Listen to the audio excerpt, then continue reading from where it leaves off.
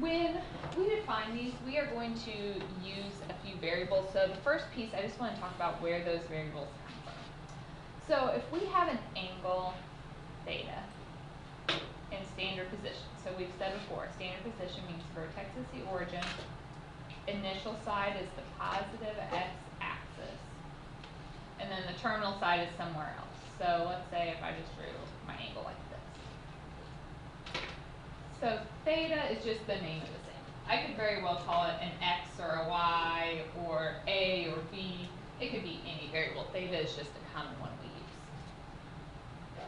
I want P to be some point on the terminal side. And we know that any ordered pair is x comma y. So when we define these trig functions, we're going to see x and y's in them. And that x and y is just from some point on the terminal side. Okay. Then we're going to have another variable called r. And r is going to represent the length of this. So the distance from the origin to that point. Now if I wanted to figure out what r is, do we know how to find the distance between 2 points? Distance formula. The origin is the point 0, 0. Remember from algebra, the distance formula is the square root of x sub 2 minus x sub 1 squared plus y sub 2 minus y sub 1 squared. So if we set that up, r is just the distance between them. So we have x minus 0 squared plus y minus 0 squared. So x minus 0 is just x squared, y minus 0 is y squared. So that distance r is the square root of x squared plus y squared.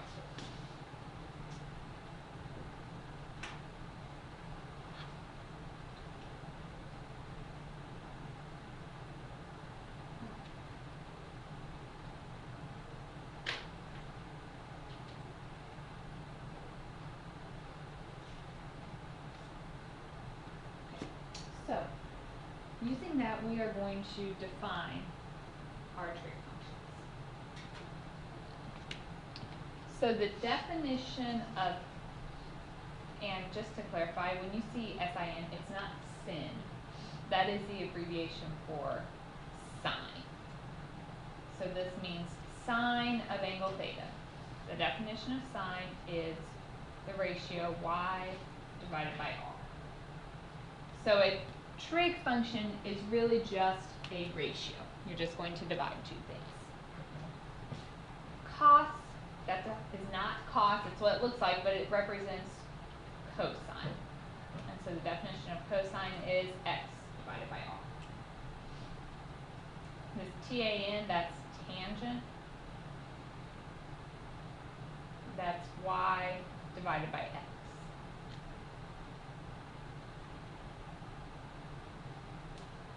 CSC, that is cosecant,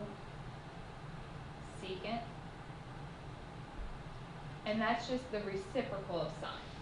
So sine is y divided by r, so the reciprocal will be r divided by y.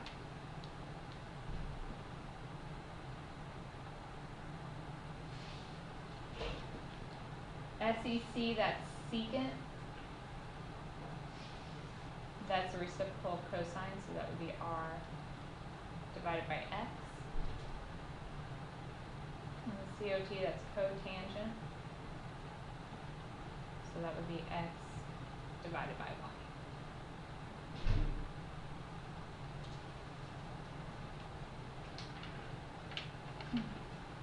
Okay. Have you guys seen trig functions before? Maybe in terms of triangles, perhaps?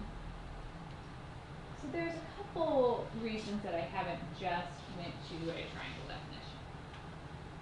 We are going to look at some places where it's not possible to draw a triangle, so we have to have this x, y, and r definition. But I'm going to show you this in a triangle because I think it will help us remember the definitions as well. So with these, I'm going to show you guys lots of little tricks in hopes that you can find one thing that works for you to memorize these. So one trick that we can use is Sohcahtoa. If we think about our angle, so we said we had this point right here. We could form a triangle from that.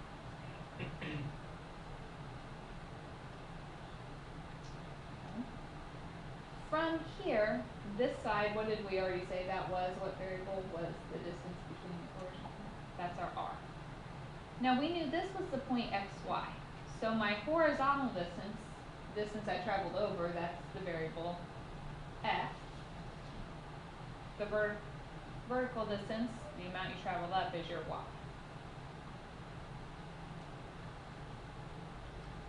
So what this means, so means sine is opposite divided by hypotenuse. So that's our SO. S is A O over H. Sine opposite over hypotenuse. So if we look at our triangle, sine of theta, from this angle, which side is opposite that? Opposite just means straight across, that's y. Divided by the hypotenuse is your longest side, it's across from the right angle, so that would be r. Look at the previous side. Didn't I tell you sine was y divided by r? So this is a trick to help us remember that. And if you know sine, you automatically know cosecant because they are reciprocals. So you would just flip it. All right, the next one, ca. So ca says cosine is adjacent divided by hypotenuse. So that's the CAH. Cosine is adjacent over hypotenuse.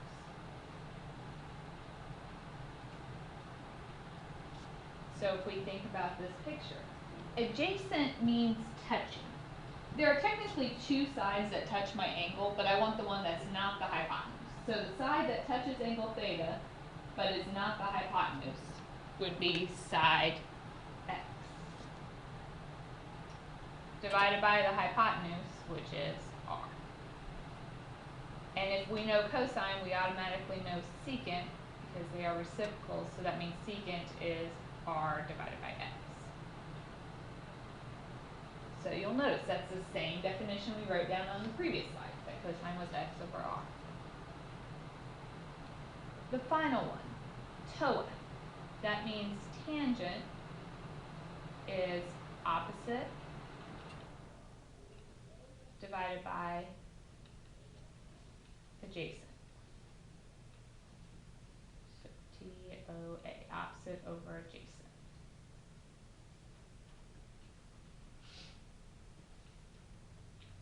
So from angle theta, what side is opposite? Y.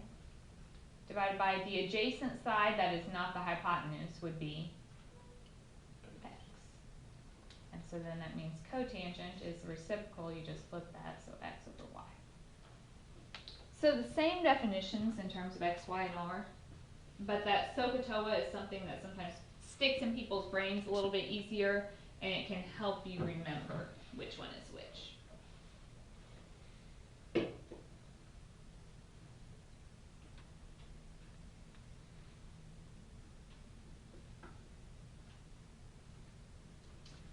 Questions there?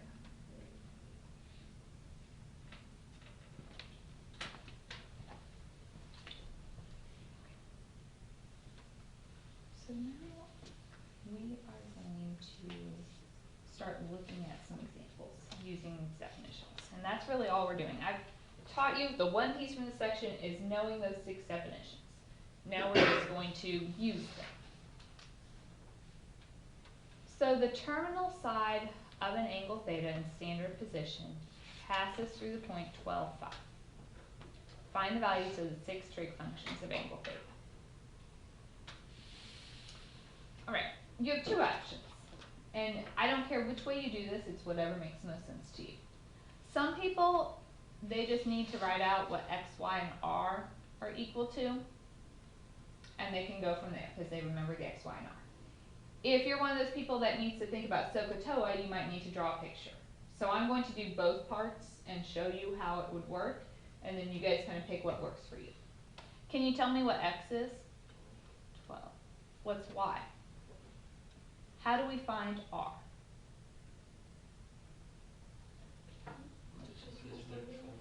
Yeah. So we can do the distance formula, and we've already figured out that that will just turn out to be the square root of x squared plus y squared. So that's the square root of 12 squared plus 5 squared.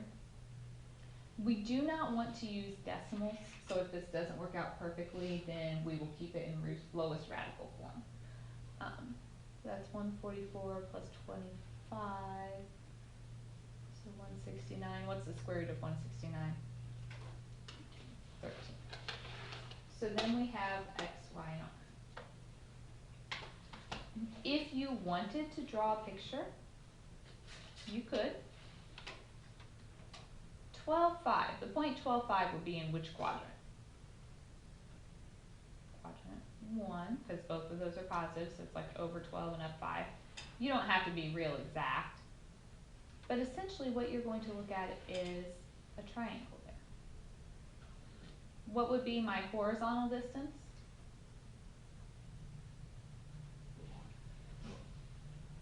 X, it's the x-axis, so the distance we travel on the x-axis was 12. How far up did we go? 5. All right, is it easier to think about how to find r from here? It's just Pythagorean theorem, isn't it? Because you have a right triangle, so you could do like a squared plus b squared equals c squared.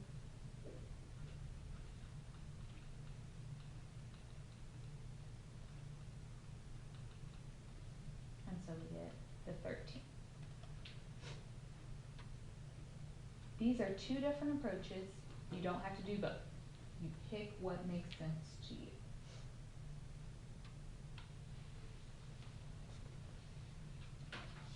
So now I want the values of our trig functions. When you write those out, you need to make sure you put the theta with this because it's sine from angle theta. Couple reasons. A trig function is just an operation.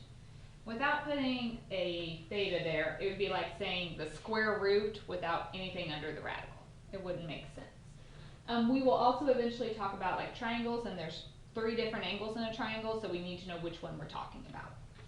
So we always want to put the angle with that. And so you can get this one of 2 ways. You can remember the definition. We said sine is y divided by r. So my y is 5, my r is 13. Or you could think about the triangle. We said Sohcahtoa, sine is opposite over hypotenuse.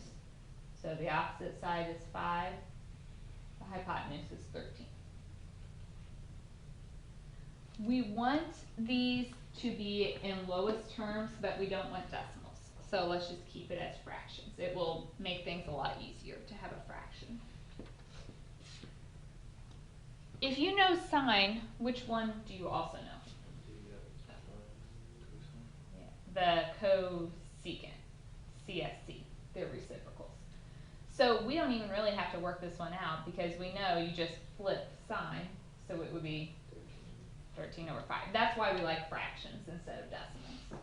So it's easy to find those reciprocals.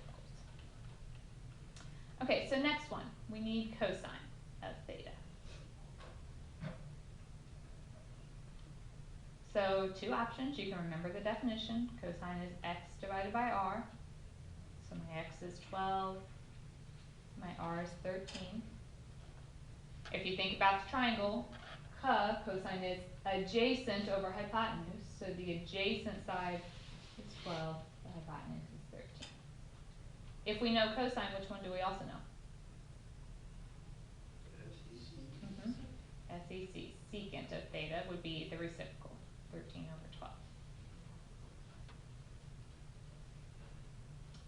Tangent. If you remember the definition, tangent is y divided by x, so that would be 5 over 12. Or, if you think TOA, tangent is the opposite over the adjacent. So 5 over 12. Do you guys understand when I say opposite, adjacent, hypotenuse, you know which sides are talking about? What does hypotenuse mean? The hypotenuse is always going to be the longest side. It's across from the right angle. So then if we know tangent, we automatically know cotangent to be the reciprocal, so 12 over 5. And those are the 6 trig functions for that angle.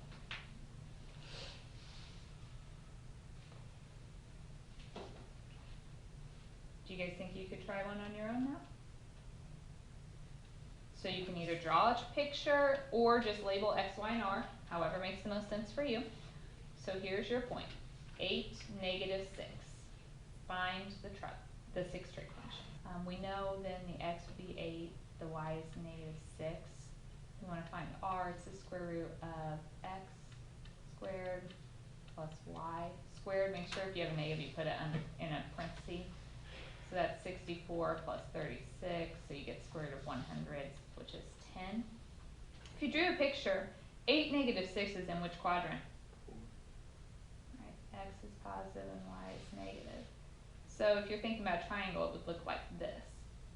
So my x, my horizontal side is 8, my y, my vertical side is -6. You can do Pythagorean theorem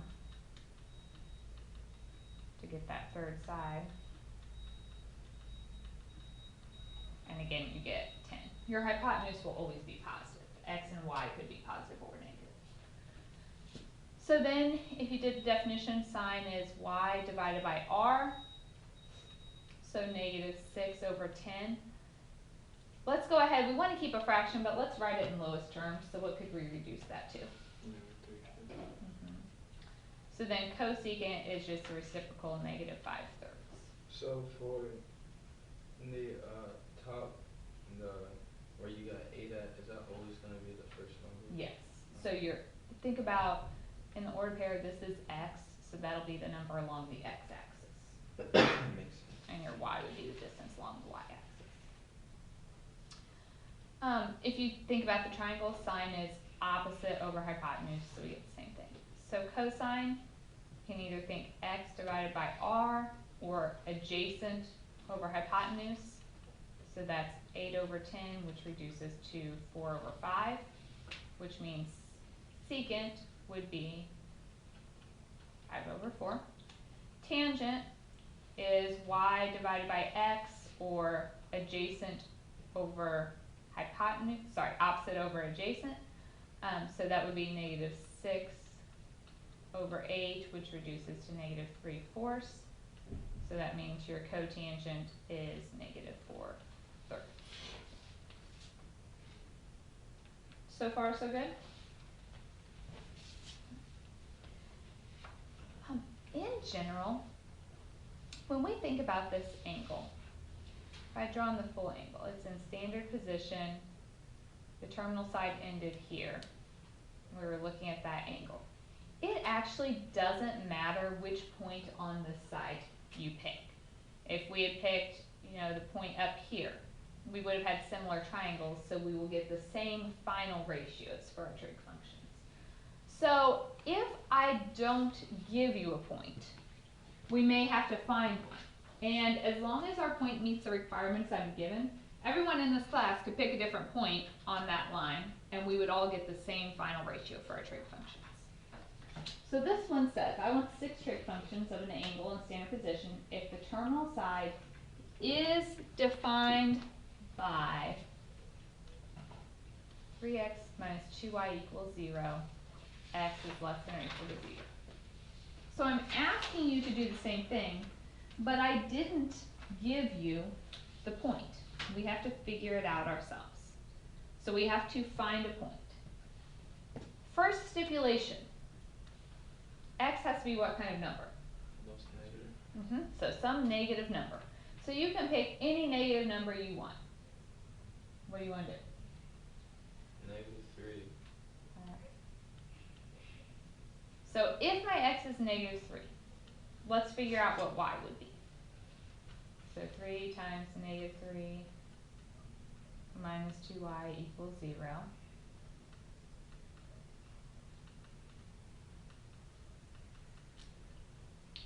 So if we did that, our y is -9/2.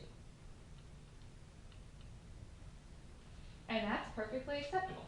We can use that point.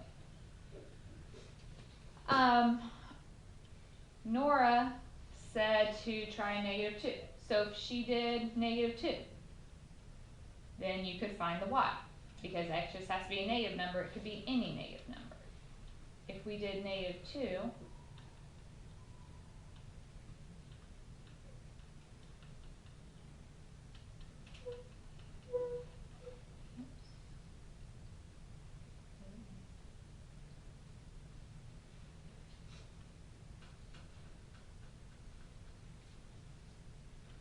you would get your y to be -3. Okay, we can pick either of these points. They're both going to be on that line. You could put in a -1 if you wanted. Any negative x value and then plug it into the equation to solve for y.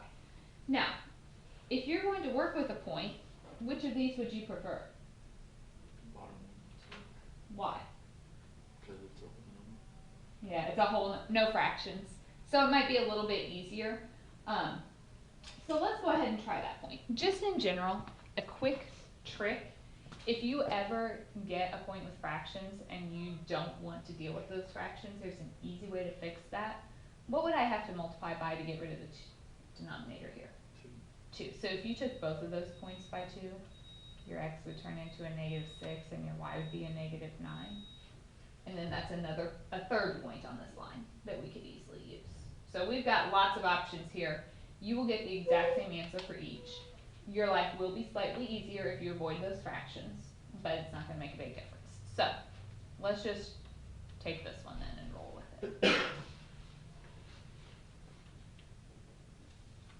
All right, so if you like the first method, your x is -2, your y is -3. We could find the r, square root of x squared plus y squared. So that's 4 plus 9 is 13. Can we reduce the square root of 13? No, so we would just have to keep that.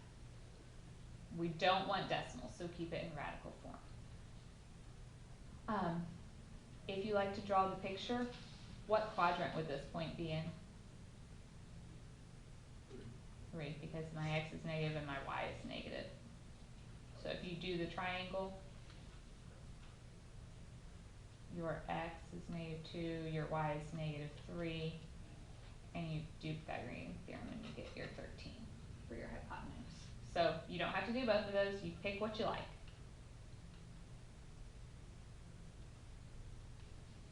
Right. Let's do our trig functions.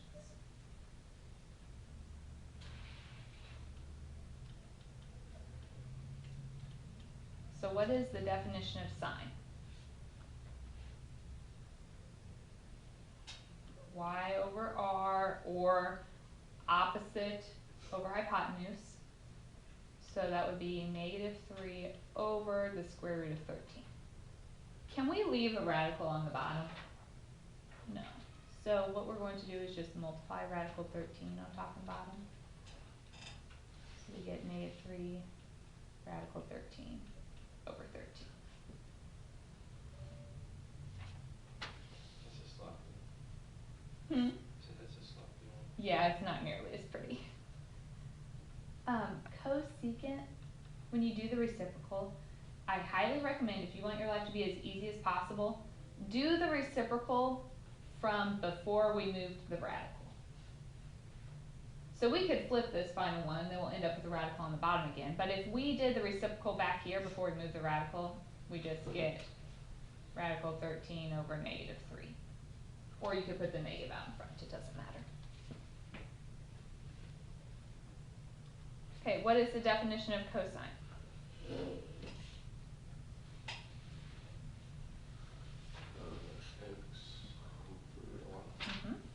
X over r, or adjacent over hypotenuse. So we get negative 2 over radical 13.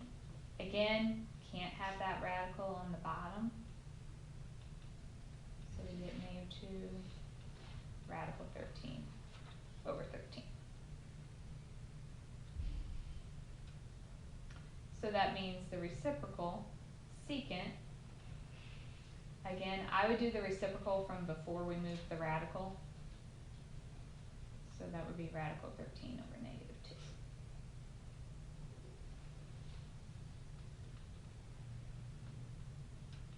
So tangent, which is y over x, would be negative 3 over negative 2. What happens if you have two negatives? So that's a positive 3 over 2. So that means cotangent, the reciprocal, would just be a positive 2/3.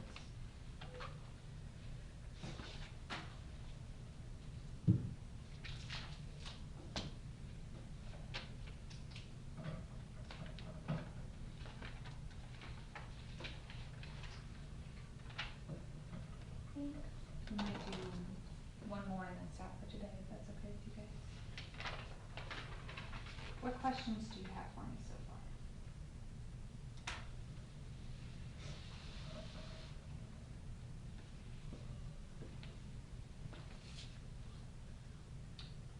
far? So last one for today.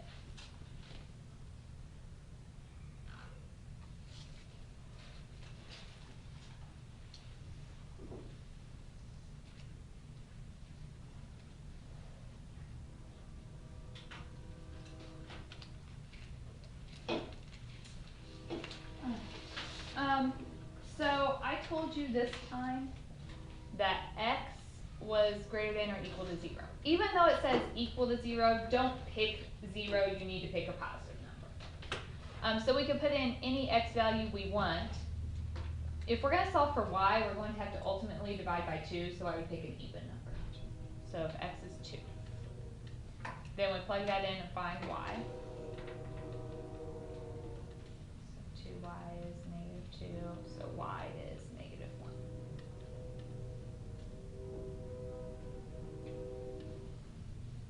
So what's my x?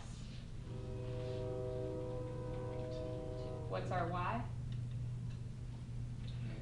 To find r, we do the square root of x squared plus y squared.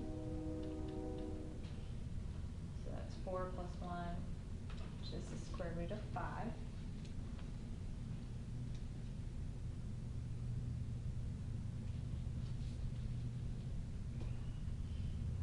That does not reduce, so we're just going to have to leave it like that.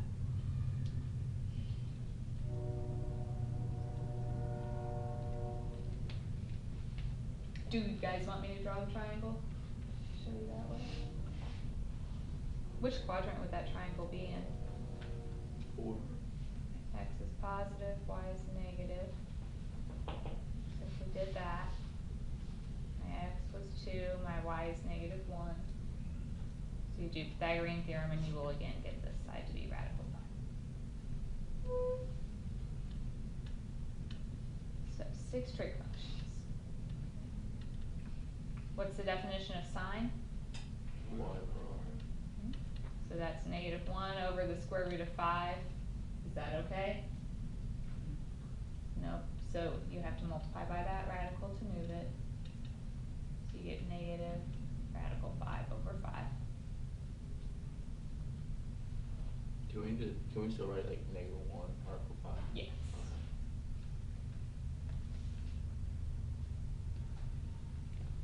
So what would cosine be? Which one would you flip, the final one or before we moved it? Before. you get radical 5 divided by negative 1, which is just negative radical 5.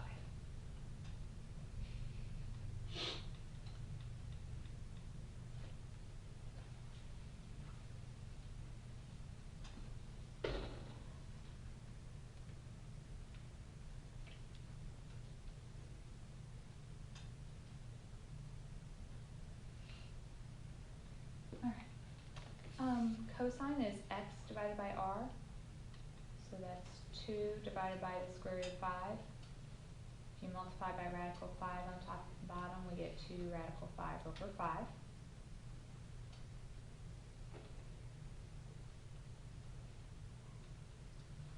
So secant, if we do the reciprocal, again I do the reciprocal from before you move the radical, so that's radical 5 over 2. And then tangent, y over x, and we get negative 1 over 2. So that means cotangent of theta